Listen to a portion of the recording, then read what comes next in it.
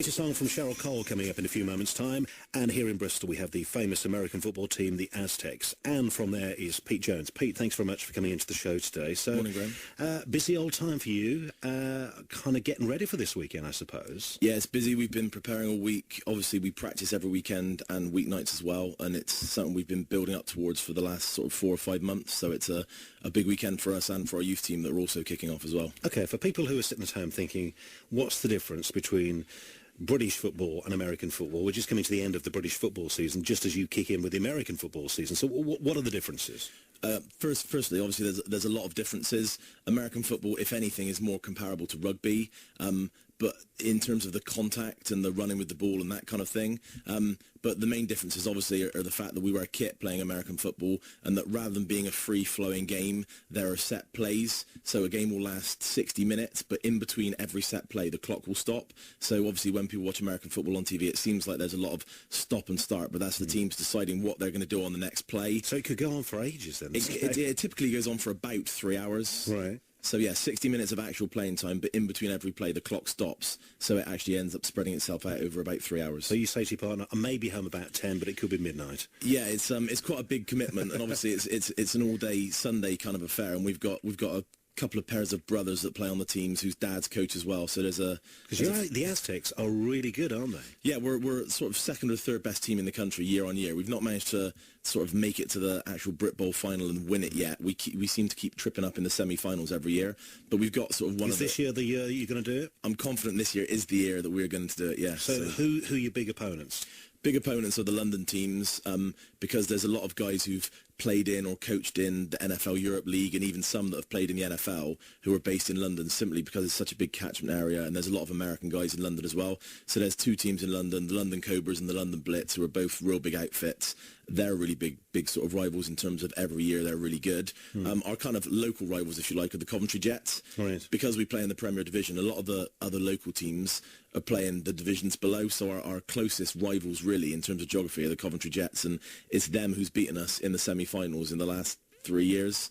So they're really intense. What's the support like? As big as City and Rovers? Oh no, nowhere near as big as City and Rovers. We typically get maybe 100, sometimes 200 as a high to a game. So it's still very much a minority sport, but we're trying to push it forwards. And the popularity of the sport is increasing across the country, especially with the NFL holding a game at Wembley every year now, which does help and does kind of push up interest in the sport. For anybody, Pete, who's not seen it before and wants to come along for the first time, listening to this morning, thinking, hey, I want a piece of this action, where's your ground? Where do you play? We play at Filton Wise campus in Stoke Gifford. It's next to Filton High School. It's part of Filton College, but it's a separate campus where they focus on all the sports, and they have a lot of artwork going on as well there.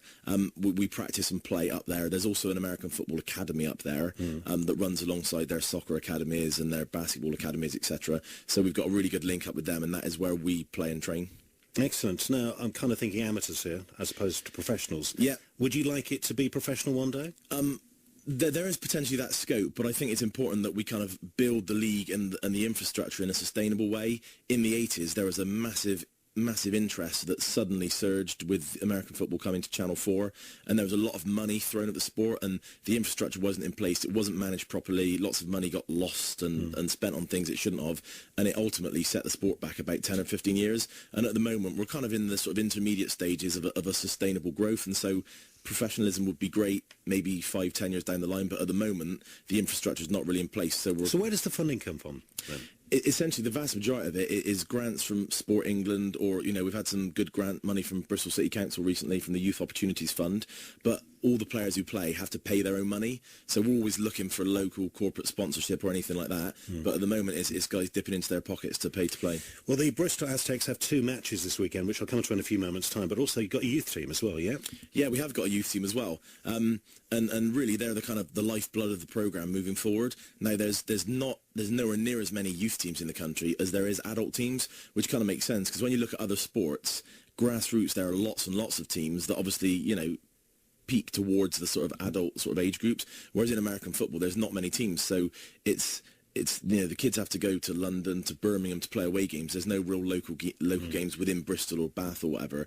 But yeah, so something we're always working on is increasing the size of our youth squad, because that's really what's grown the success of the club. So any 14 to 19-year-olds who are, you know, sat at home twiddling their thumbs on a Sunday, you know, come down, get involved. We've got club kit. You know, we lend that out because we've been able to get that through funding. I'm kind of guessing, you know, probably at school at the moment, but mum and dad or grandma and granddad are listening right now. If you know your youngster wants to get involved or looking to get involved in something like this, Pete, how do they get in contact? Basically, if they visit the website, which is www.aztecs.co.uk, they can follow the links through and email us from there. And it's really a unique opportunity for a lot of those sort of young guys aged 14 to 19, because it really takes all shapes and sizes. And there are a lot of other sports that don't. And, you know, maybe there's a bunch of kind of big kids out there that don't really like the idea of sprinting for 80 minutes playing rugby. You know, there's really kind of a place in American football for those kind of bigger guys that don't like to run around quite so much. Like myself, yeah.